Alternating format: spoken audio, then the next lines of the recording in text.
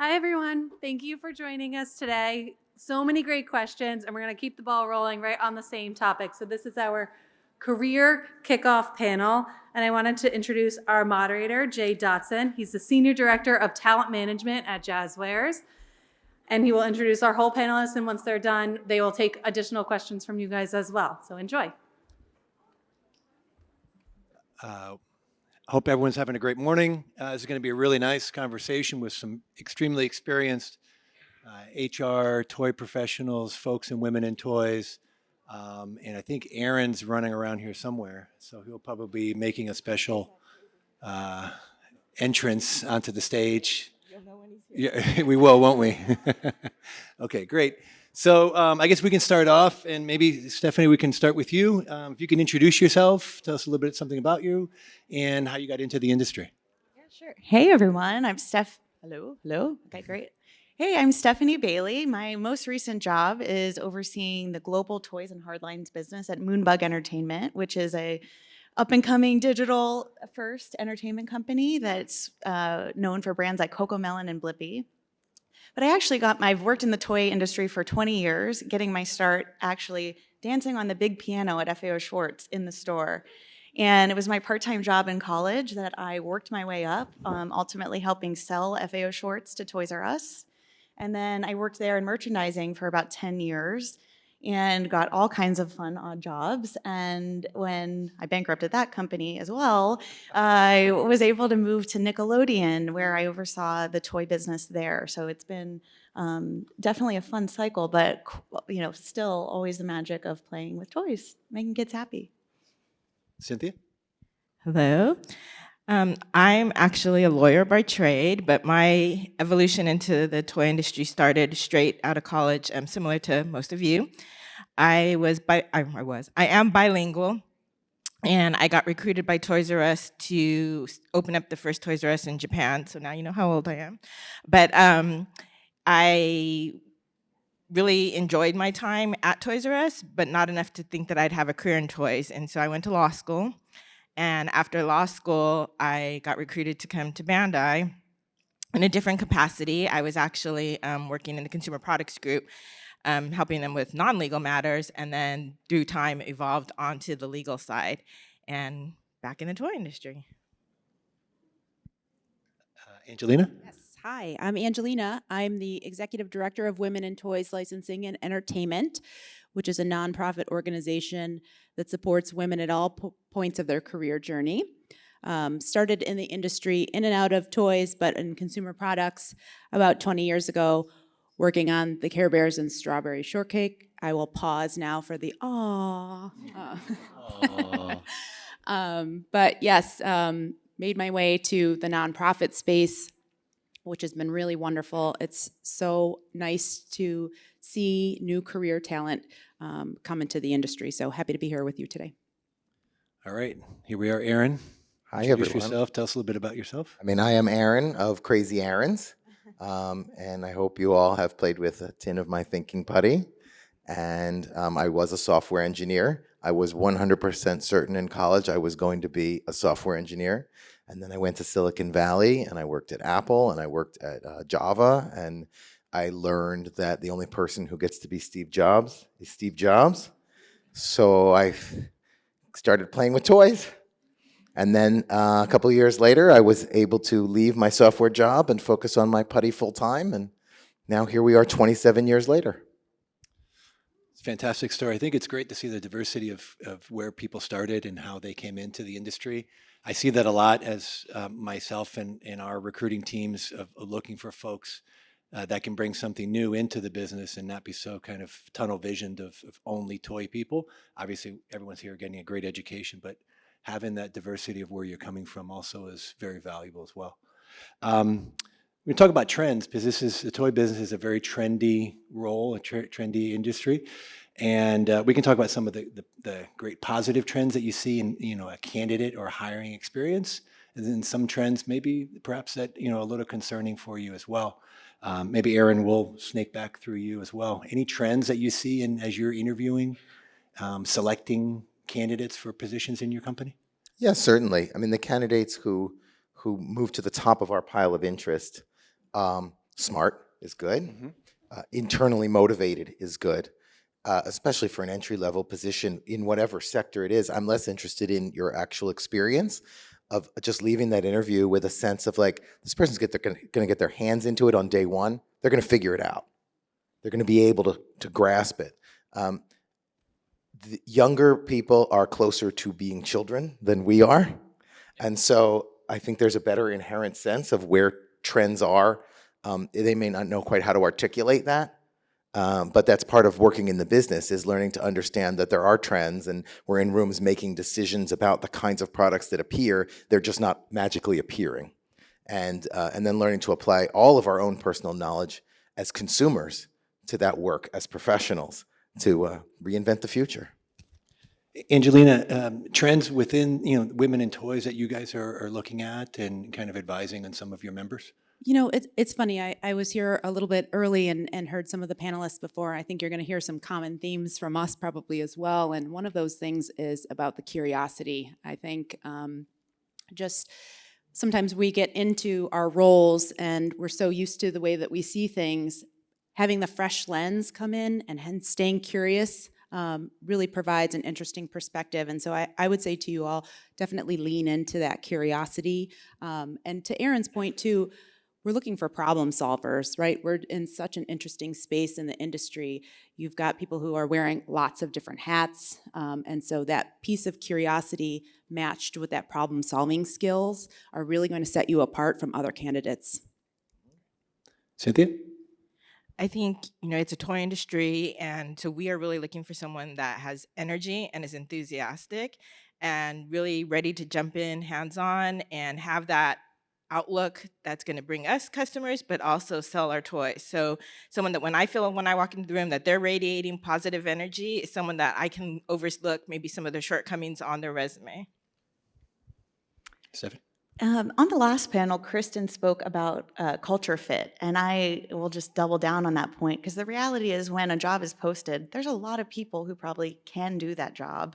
And as both a hiring manager and a potential candidate, you really want to not just get the job, you want to thrive when you're in the job. So the culture fit within a company and really doing your research on what that company is all about. Are they very structured? Are they more informal? What drives the beat of the company is probably a really great thing to consider in both applying and even in hiring, figuring out who's going to be the right culture fit, not just someone who can do the technical skills for the role. I think it's amazing. We're maybe 4 minutes into the talk, and we talk about trends, and AI has not been mentioned once. And I think we talked about passion and curiosity. There is no replacement for passion through any sort of technology of kind of going forward. So showing your passion, that you really care about what you want to do, I think is a lot of what got everyone here where they are. What kind of skills, Stephanie, do you look for when you're going out and trying to hire folks and within all of the different areas that you're responsible for? Sure. I have a philosophy. I read a lot of leadership books, but there's this idea about strengths-based leadership. So some companies feel like, okay, you need to be perfect at all of these different things to be successful in your role. But if you really break it down, you have to figure out what is everybody's special sauce. And if you're really, someone's really good at creative, somebody's really good at analytics, like assembling your Marvel superhero of a team, you'll likely be more successful because you'll have diverse talent kind of all brought together. And that's even how we do business deals. So when we're trying to find the right toy partner for our company, we know the play patterns of our properties, but they need to align with the expertise and strengths of the culture and expertise of that company. So I would say I look for in the role, what is the unique strengths that we need to have, and finding that right fit. Of course. Cynthia? I think for me, it's preparedness. And when you walk into that interview, you're a 30-minute infomercial for yourself. So how well did you come prepared? My company's a little deceiving because, we say Bandai Namco, but if you're coming to apply for a job at my company, you're coming for a toy job, not a video game or a film group or whatever the other Bandai Namco entities. That's the number one put off, is when someone starts telling me about, what they want to do with the software engineer or the gaming or whatever. I'm like, you got the wrong company, guy. You didn't do your homework, okay? This is not the company that you think you're applying to. So that's the first turnoff. If you don't even know who you're applying to, then when you get assigned your first project, are you going to be prepared? Are you going to, know what you need to present? Do you know what the topic is that you're now working on? So for me, just being prepared and showing that from the first minute that you walk into that interview. Angelina, top skills to set someone apart in an applicant pool? I think it's so interesting because so many of you have wonderful skill sets and have really interesting resumes. And to Stephanie and Cynthia's point, I think that there are little things that set you apart, right? So I think it's really being who you are, getting comfortable in your skin, and sharing that with the company that you're interviewing with and with your interviewer.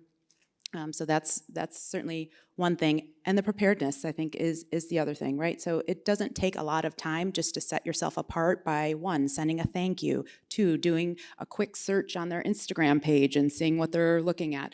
On their website, what are their core values? What are things that you can speak to in that interview process that are going to really set you apart from other candidates?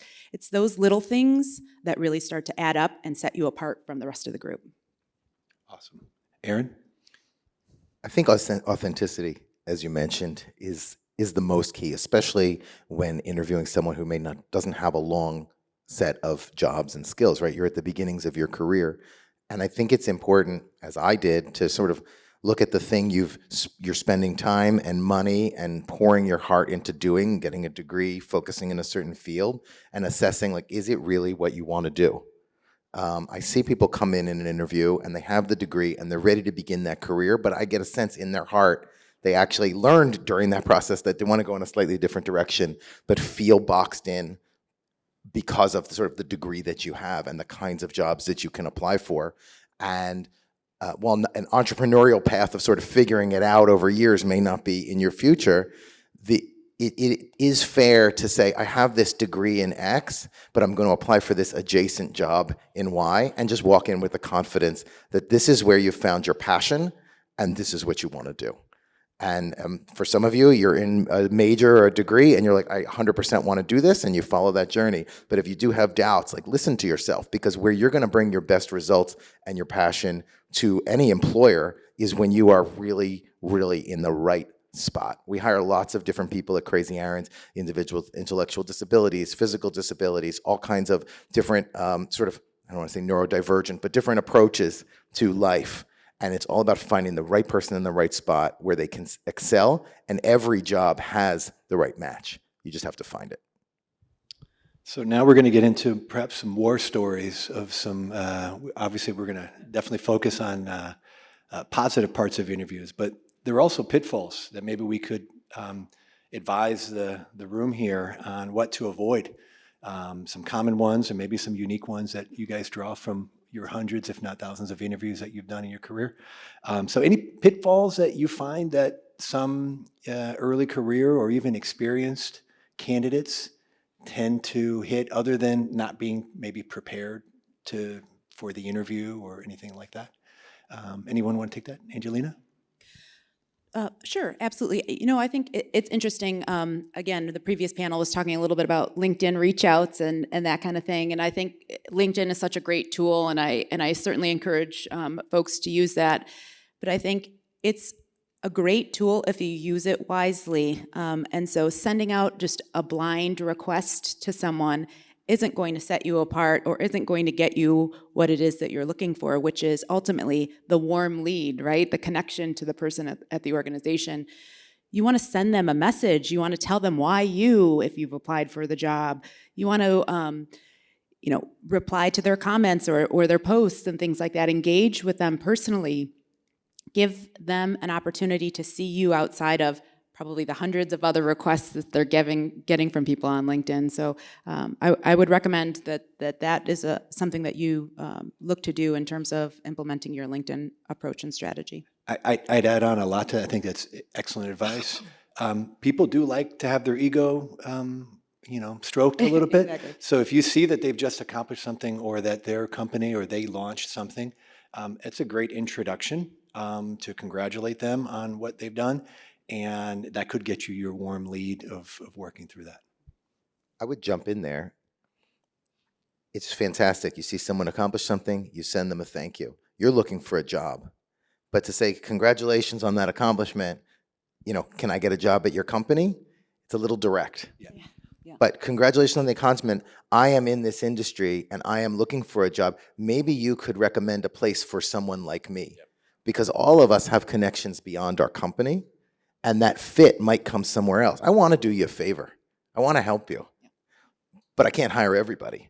And there's only so many open positions at any given time. That softer ask, you're making a friend, and it doesn't feel so much like a one-way sort of give me something. And it comes across very positively. Any pitfalls towards the end of the panel here? I would just give a word of caution that, remember, we are not friends. And this is maybe a pet peeve, but I've talked to others. There's so much information out there on social media. And, while we say be prepared, I don't need you to congratulate me on, how many boxes of cookies my daughter sold on Girl Scouts, or, that my son just recently graduated from high school. Like, that's creepy. And that is creepy. that's a big turnoff. So yes, do be prepared and do your due diligence, find out about who you're meeting with. But those kind of information doesn't need to come out in an interview. And be cautious, because you do see so much out there. And I was just sharing with Angelina earlier, something that you may have seen is going to stay in your subconscious. And this just happened this week. It was kind of ironic since I'm sitting on this panel, but I sat in an interview, and when it came time for questions, the candidate turned to me and he said, I'll be honest, I looked you up in LinkedIn, and I'm really impressed that, you've been with the company since 19 da da da da.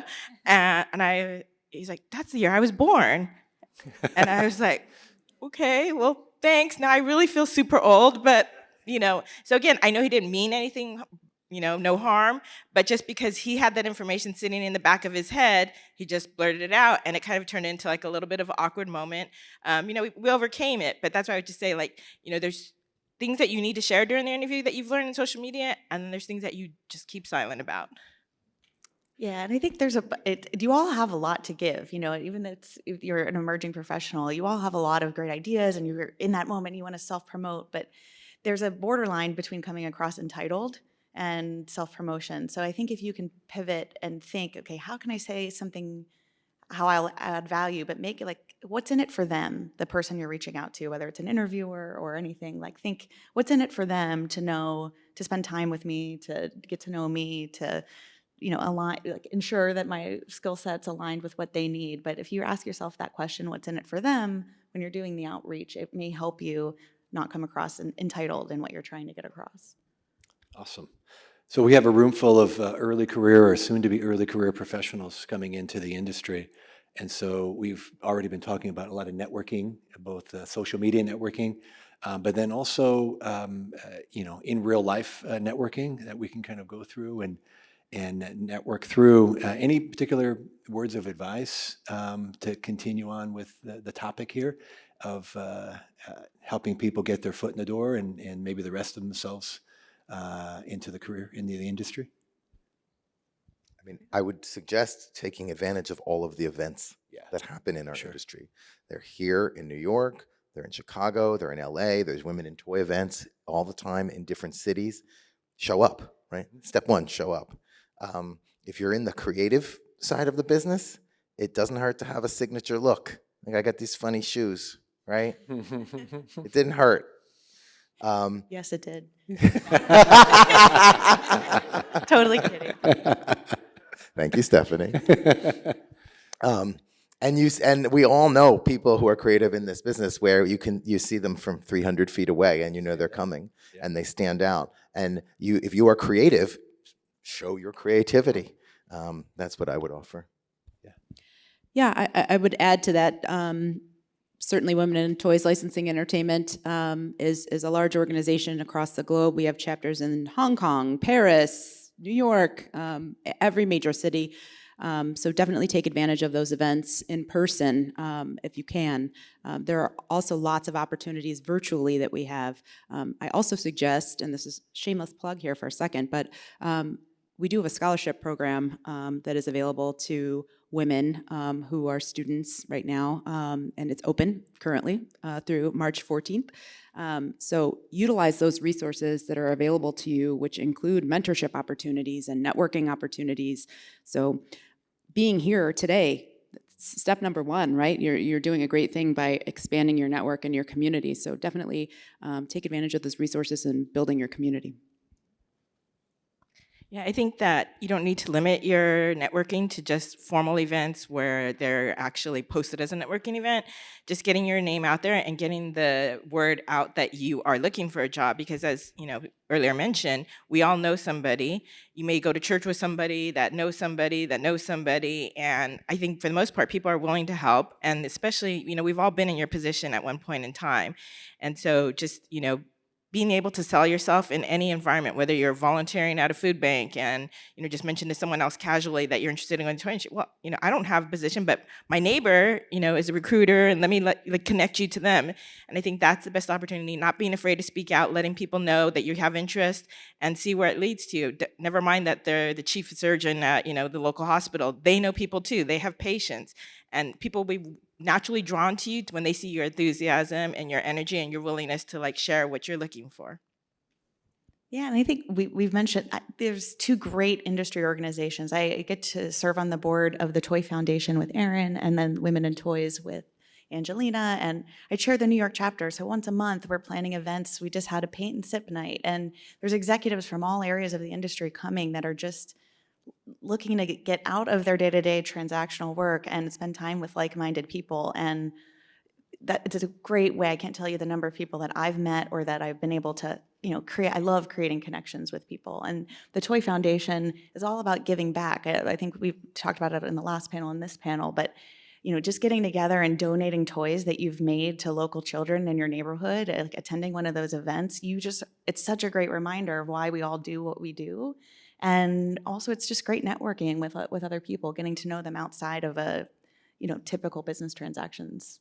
A great way to connect, and continue those connections. And I wanted to key off what Stephanie was saying about events. All things that are worth doing are often hard. If you go to an event once, you may feel like you made no connections. Why were you there? You have to keep going. You have to become a familiar face. You will, if you went to school for one day and then you never went to school again, how many friends would you have? Keep attending these events, and it takes time, but you do get to know people, and you build relationships that are professional relationships, but outside sort of the direct line of command at work, and that's how you build a career over 20 and 30 years, because you have people you can call for outside perspective, people who are there to throw you a line when life sends you a turn, and that's why we do what we do.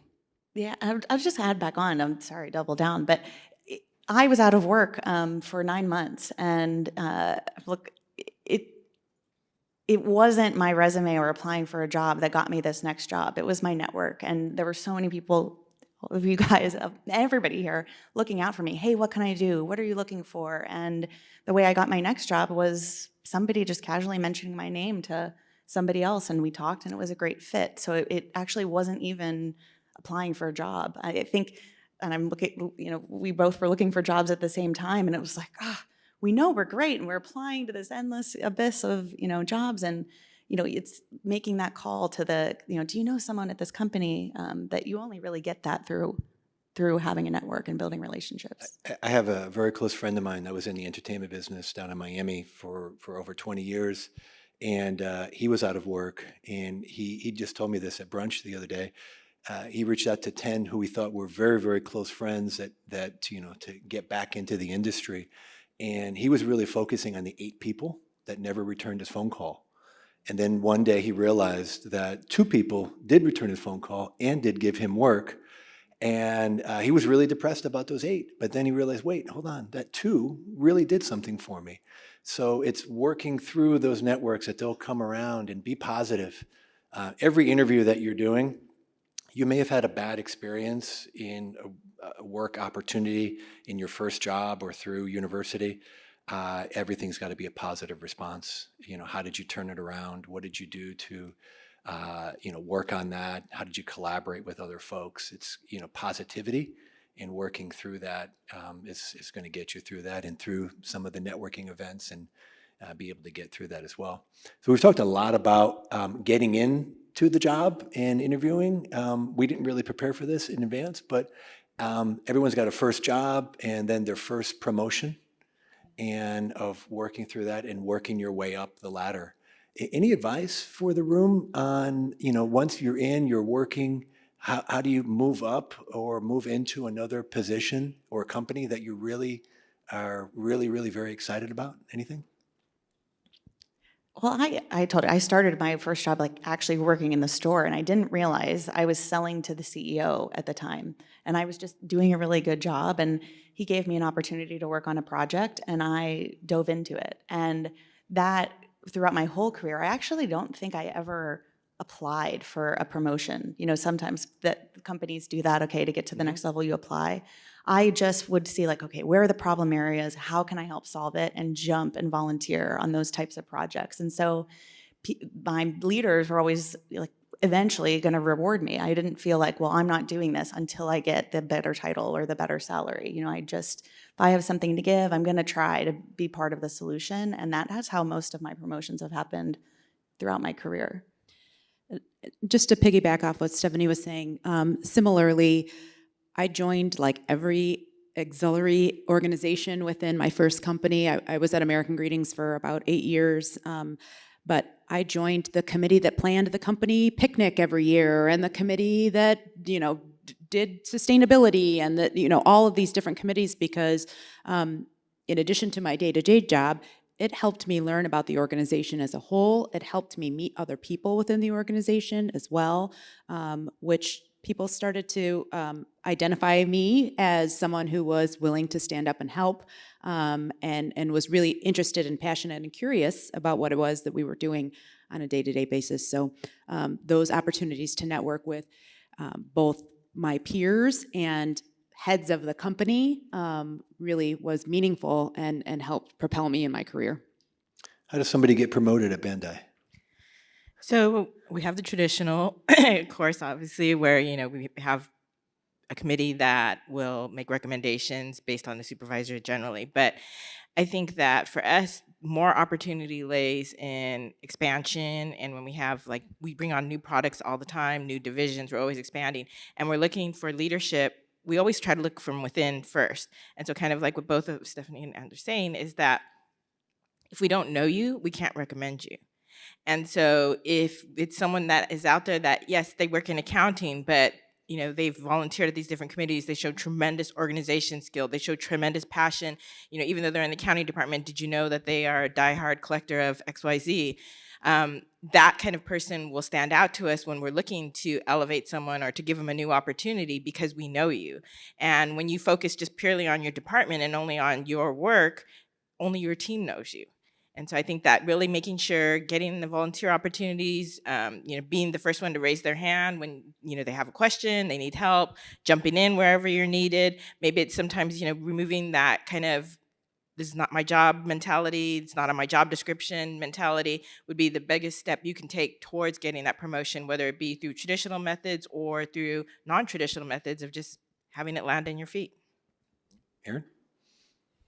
One of my questions I ask in every interview to every candidate: where do you see yourself in 5 years? I'm surprised at how many people have, clearly sitting across the table from me, have never thought about that before. If you're looking for a career, you should be thinking, where do I want to be in 5 years? And that's that internal self-assessment again, but then projecting out that to all the people you know and the people you work with and the people in your company, like, how are you going to achieve that goal? Like, goals are achieved by understanding the problem and then working towards the solution. I think understanding that for yourselves, for each of your unique situations, will give you answers in your head you won't hear up here, but they'll help you on your journey. I think that's again the positive attitude of manifesting what you're going to become and working through that. Some of these are pretty standard questions that you can work through, but you've got to be practiced to do it. So, write them out. Practice them. I'm not saying to practice them when you're brushing your teeth in the morning in the mirror, but go through them. Develop your elevator pitch of what you are and what you can do and how you can work through that.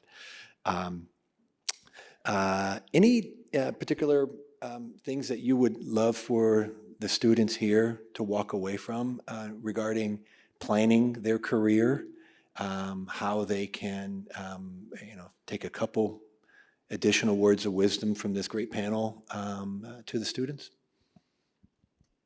Yeah, I'm happy to jump in here again. I think, again, you're going to just hear this common theme of staying curious and building your community. I think that's really what it's all about. And so I think, you made some interesting points as well as just sort of showing up, even if it feels unfamiliar to you, it's the first time that you do it. Just, it's something you have to practice at. Networking is something you have to sort of practice at. It feels a little uncomfortable sometimes in the beginning, but everyone starts somewhere, and you just keep showing up and keep introducing yourself, and you'll start to get your elevator pitch down, and it'll become natural to you in time. So just keep showing up. I just sort of, a lot of times you think about go back to the 101 class. So you show up with a paper copy of your resume. Maybe you don't need it. You send a thank you after the interview is over. If you don't hear, you give a reasonable amount of time. You follow up, right? You want to be persistent, but not annoying. Just those basics. It never hurts to be slightly overdressed. It's a big mistake to be slightly underdressed. Those basics will get you, like, you'd be surprised at how many candidates fail that, and you'll move to the front of the line because of it. What's the follow-up time? Any consensus here? And a week after the interview, 3 days after the interview, what do you guys say? For the initial follow-up, Sure. I would say 24 to 48 hours. Okay. I want to know that you're passionate Or about. like a thank you. Yes, for a thank you. I want to know that you're excited, you're interested, you're ready to jump in. And if you haven't heard anything back from me, then I would say a week is probably an appropriate time to follow up. And that thank you for the time that you spent with the candidate, should there be any other details in that email? Definitely, like, customize it, set yourself apart. We can tell if it's a coined, thank you that you sent to 10 other employers, but if you can remember something from the interview, something that maybe you connected with the person that interviewed you, or something about the company that maybe, you're gonna have questions where you don't know the answers to, follow up. Hey, yeah, you asked me about this, and I didn't know at the time, but now that I've had time to think about it, or maybe if you misspoke in an interview, and bring that back and show that you put time into the thank you that you're crafting.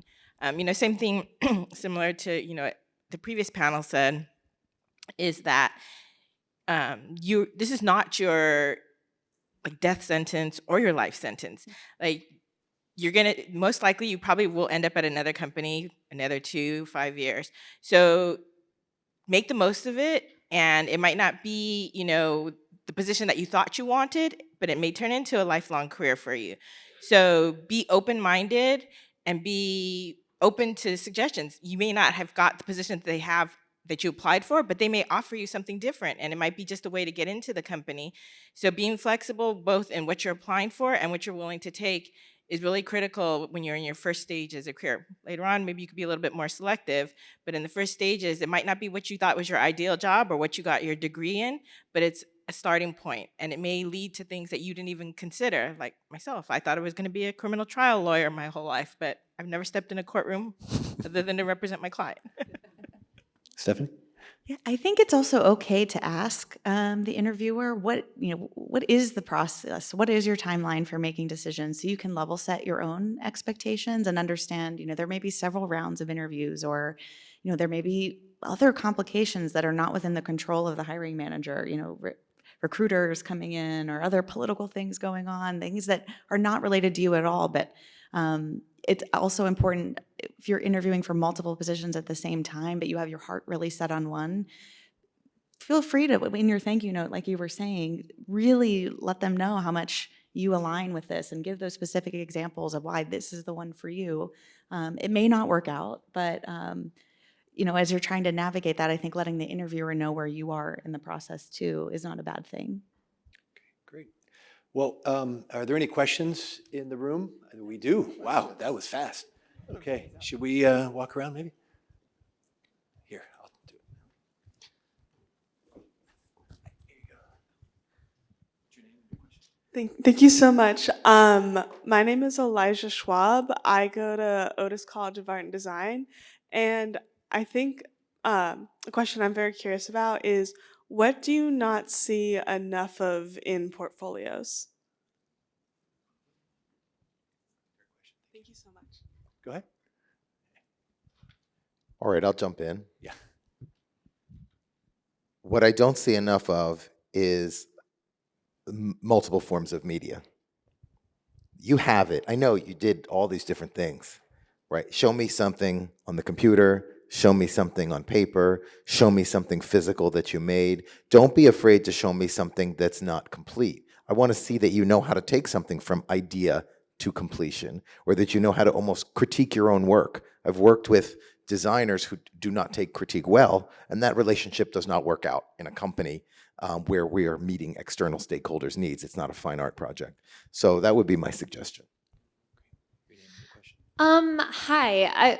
Sorry, it's weird hearing myself, but I've met a couple of you through the Toy Foundation. Here, I'll stand up. My name's Sirenny. I'm from Sheridan College, and I kind of wanted to ask a more fun question. It's a bit of a double combo. So, I wanted to ask you, what was your most memorable favorite childhood toy, as well as your favorite product or project that you've worked on? Sure, my favorite toy actually was Barbie. I had tons of Barbies, tons of different ways to play with Barbies, but my favorite project that I worked on, I was a Toys R Us buyer, buying the outdoor category, and at the time everybody said, you know, you can only buy like $100 razor scooter, like electric razor scooters. And Razor had this really cool innovation called the Crazy Cart, and it was pretty expensive. And everybody's like, this is never going to work. It's way too expensive. It's going to be too much open to buy. But we worked together with Razor, a media company, and developed a TV campaign that could show people why this was the most unique thing and why it was worth the most amount of money. And it totally disrupted that electric vehicle category. There were regulations in different states about whether you could ride these things or not ride these things. But it was the first project that it was like a bit uncomfortable because everybody was so cool. And we could see that it was something kids deserved, but there were all these like boundaries and roadblocks of why it wouldn't work. So it was kind of assembling the right squad of people who believed in the same thing, and we found a way to take a risk, and that, you know, that time it worked out. Hi, I'm Minque, first year at RISD, and as I'm at the very beginning of looking into career paths, I wanted to ask that if you were to begin your career journey again, would you do anything differently? Is there anything you would want to try? I think I would say you have this idea in your head, or I did anyways, about what the path should be. And so you sometimes, and I know I did, was narrowly focused on what I thought that it should be and what other people's paths were. I was looking at those and sort of doing a little bit of comparison. And I think where I really found my space and where I really found my joy was when I was just sort of, I guess I will say, following my passion, following that little nugget over to this thing over here. And then, you know, it wasn't a direct path. It was a little bit zigzag. And that's really where the exciting experiences came for me, and really where the growth came for me. So I think I would say just sort of getting out of my head a little bit and, you know, kind of just breaking into the industry and thinking that I should have been doing step 1, 2, 3, when really it was like 1A, 1B, 1C, and kind of all over the place. So just sort of, again, just following the path that was meant for me versus someone else's path. We got a question over here. Oops, sorry. Here you go. Good luck with that. Hi, everybody. My name is Janina Warquila. And the first thing I want to say is thank you so much for being here. It really means a lot for people like me, and especially I love toys. And you made a comment about making toys, I guess, more for neurodivergent people. And growing up, I had a brother that had a learning disability, and toys were his favorite thing. But it would be harder for him to get along with people, and toys is one of the only things he had. So how do you see the toy industry changing to meet requirements for children with disabilities and to meet for requirements for everybody? I'll jump in on this. I think one of the things, I'm going to put on my toy association hat here, is keeping the bar to entry in this industry as low as possible so that as many entrepreneurial ideas and niche ideas can enter and sort of succeed or fail on their merits. So if you are the parent of a neurodivergent child and you see the unique needs that your child has, you probably make something at home that works great, and countless inventors have come and brought that dream to Toy Fair, and some of them have found great success. If you're an individual that grew up with a different perspective on living in the world, you can come to Toy Fair and you can bring that idea. You can pitch it as ideas to big companies. You can set up your little booth. There's so many ways to enter and influence our culture and find success and be great. I'm sure that if Erno Rubik, who was honored last night at the Hall of Fame 2 nights ago, if he had originally come out and sort of pitched that to big companies, they would have said, we don't get it. But it was a great idea, wasn't it? Keep it up. Well, we have a lot of fantastic questions that have been asked so far. We have to wrap up this particular panel, but there will be an event afterwards that everyone will be able to corner everyone on all the panels here, and definitely linked in with them and try to connect, and we'll go through that. But I want to thank everyone for a fantastic panel. Stephanie, Angelina, Aaron, Cynthia. I think that this has been very, very helpful for all of the students here and other folks learning about how to break into the toy business and get that first job. So thank you very much. Thanks for attending.